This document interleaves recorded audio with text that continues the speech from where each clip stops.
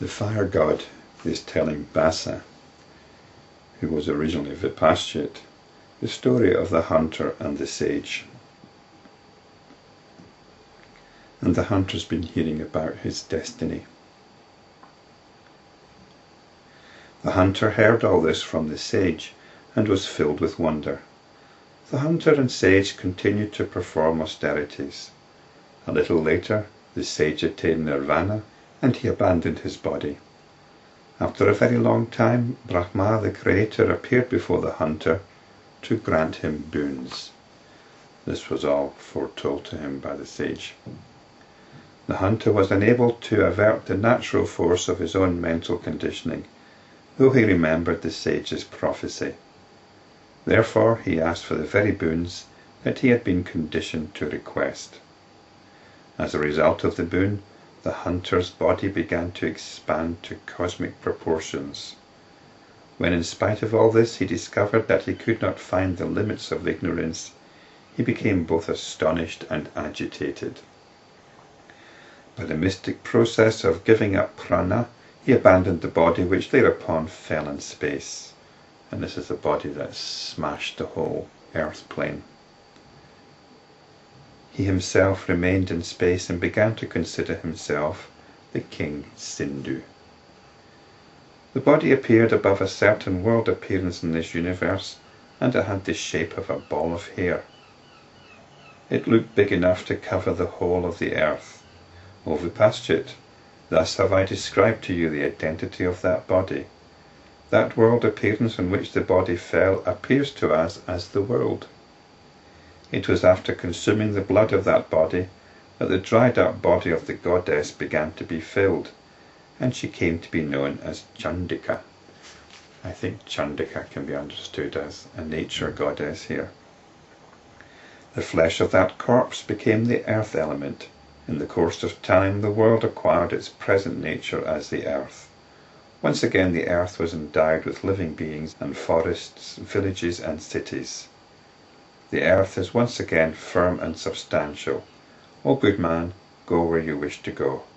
I have been invited to the kingdom of heaven by Indra, the chief of the gods, who wishes to perform a sacred rite with my help. I shall go there.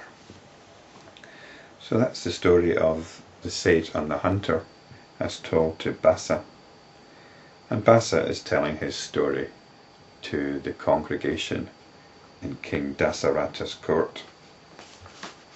Bhasa, Vispashchit, said, having said this, the fire god vanished from sight. With all the psychological conditioning in my mind, I went my way to do what I had to do, as do we all. Once again, I saw in the infinite space countless worlds and universes. So Bhasa has escaped the cosmic dissolution, and his consciousness is looking for something to coalesce into. So he's witnessing countless worlds and universes. Some of them were like umbrellas. I think parasols might be a better word here, providing shade and security. Some were like animals, some were full of trees, others were full of rocks. But I had not arrived at the end of ignorance, at the limits of ignorance. Hence I was depressed and dejected. And this is what Vispashchit was doing. Vispashchit was looking to explore all of finite creation with the intention of going beyond it. But there was no end to it. Thereupon I decided to engage myself in penance. Seeing this, Indra said to me, O Vispashchit, in space you and I have bodies of deer. On account of the deluded notion of a heaven which was in me before, I am wandering in heaven. It seems that Indra and Vispashchit are now both deers, although Indra's mind is still existing as the ruler of heaven. Hearing this, I said to Indra, O King of Heaven, I am tired of this samsara. Kindly release me from this samsara quickly. Indra said to Vispashchit, your consciousness is moving in the deer species. Hence I see that birth as a deer is inevitable. As a deer you will reach that great assembly where you'll be awakened after listening to your own story. This deer was given as a gift to Rama, and this is why Bhasa is now present at Vasishta's teaching. When you enter into the fire of wisdom, you will gain a human form and also spiritual unfoldment in your heart.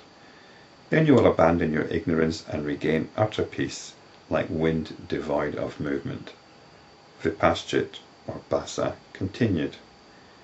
When Indra said so, the awareness arose in me that I am a deer. From that time I have been roaming the forests as a deer. Once when a hunter pursued me, I began to run, but he overpowered me and took me home.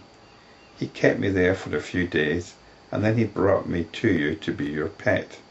Thus have I told you my story, O Ram, which clearly illustrates the illusory nature of this samsara. Limitless is this ignorance, with countless branches in all directions. It cannot come to an end by any means other than self-knowledge. Brahma asked, how was it possible for you to be seen by others when your form arose in your sankalpa?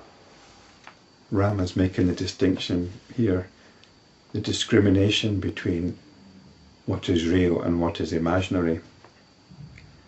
And because the notion of being a deer arose in Vispashchit's consciousness, he's assuming it's imaginary. If so, how come Indra could see him? And if so, how come he was seen by everybody else and captured as a deer?